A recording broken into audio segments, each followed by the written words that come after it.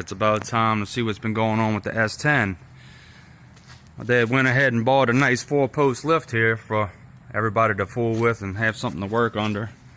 Make things a little easier. Okay, so first things first. This thing has been a real pain in the freaking butt. Here's my exhaust I was telling you all about that I did a while back, me and my brother. We just changed the transmission in it. That Mad Dog transmission I had, told y'all about. Third gear went out in it. Typical foil 60 style transmission stuff. So I went and spent $600 on this guy in Alabama. And the guy told me it was freshened up. You know how that story goes. It works. It works pretty good actually. So we got lucky. When we got it, we took the pan off and we put my big pan back on there. And all the pressure switches and sensor, everything was just hanging in the pan. So I was like, oh great, here we go. Get the thing in. My brother, he ended up buying some brand new AC Delco pressure switches to put back in the other one to see if it would fix it, and it didn't fix it. So we took it out. We just put this one in last weekend or two, maybe right before Thanksgiving, I guess. And it's working pretty good. So it's got another transmission in. This is actually a foil 65 that came off a 6-liter, the SS Intimidator Silverado. That's what it came out of. Can handle up to like 550 horse. It was rebuilt. Guy blew the motor up, yanked the motor, sold the body for more he can get with a blown motor in it. So went and got it. That's done. That's them fuel lines I told you I did a long time ago when all my Earl stuff started leaking. I was having fuel line issues. This is that Amazon stuff, that Evil Energy stuff, PTFE line. It's actually working pretty good. It's held up really good. So I noticed this is leaking since I'm under here. So that's leaking. But that's the aluminum drive shaft. Let me see if I can get a better angle. This aluminum drive shaft is actually out of an SS Trailblazer. It's about a ½ inch too short, but being the back end is so low with the 3-inch springs and the blocks, it works out. Man, it's been a headache, man.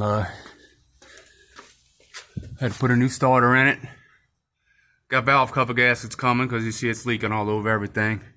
But that's a ProMaster high torque starter. I got that one specifically because you can see where the lugs are. It's so easy to get to.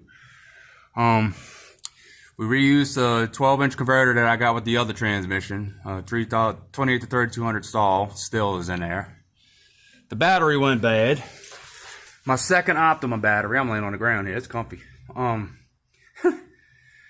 So I got tired of spending $300 on a battery. Went to Walmart and got a marine battery for 98 bucks.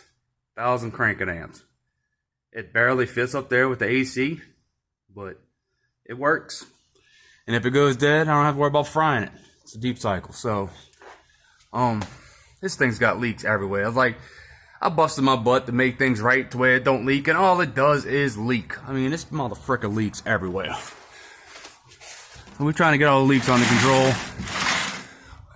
Crank, well actually, yeah, that's still leaking. If you can see I changed that twice. So maybe there's something going on with that balancer. I don't know. What else? So this is what happened. Get my finger out the way. I ended up buying my Durango, like in my last video. I just got finished doing some work there. It needed some more work. Put that pulley kit on there and my balancer. This truck here. Had my fun with it, guys. And you're not going to believe me when I tell you, but I ended up giving this to my brother. It is now his truck. I probably won't be making many more videos on this thing because I kind of ran out of content on it. But something else that happened while I was driving it, change the subject. See those dents? A garbage truck dropped a dumpster, one of those 50-something gallon dumpsters off the back, and it was on the top, right over the other side of a bridge. And yeah, I hit it, took all my lights out, I fixed all that, fixed my grill, fixed my bumper, and then I have a fender at the house. My dad's uncle's gonna fix this. So, It got beat up, but you know, that's the life of a daily, I guess. You know, eventually you're gonna hit something. Really pissed me off.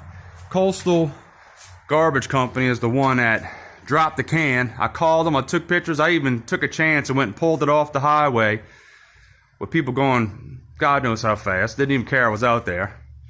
So nobody else hit it. And I called Coastal Environment or whatever it's called 5-6 times, told them what happened, had pictures of the can, the number of it, everything. They wouldn't even call me back. I'm still waiting on a phone call, and this was, shoot, probably going on 8-9 months ago. So, but back to the other thing. I gave it to my bro. He's been wanting something. He's got campers and all kinds of other stuff, and he never had a hot rod. So, instead of me selling it and watching somebody tear it up, I know my brother will take care of it. My nieces love it. He picks them up from school in it, daycare, whatever. And I just wanted them to have it.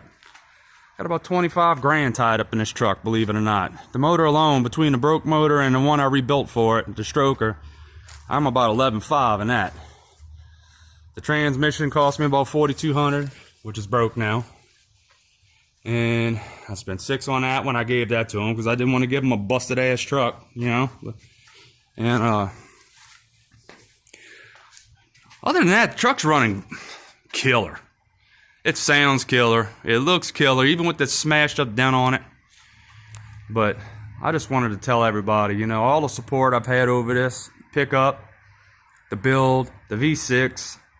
Man, I can't thank you guys enough. All the views. I get so many questions still to this day about the V6. And the V6 hasn't been in this thing in 3 years already, you know. And truck is running great, but it's now my brother's truck. I had my fun with it. You know, I really didn't want to LS swap the truck. He loves LS's. I mean, I got my fun out of it. I had my fun with it. We've been to Florida in this thing 50 times. Got to show it off. Lots of car shows. But it's my brother's turn. Working on this guy over here. Yep. Whole different spectrum or ballpark than what this is. Yeah, that is not a powerhouse over there, but like I said in my other video with the Durango, you know, I just made this little guy too hard to drive. There's my brother right there, coming in from work. I was off today.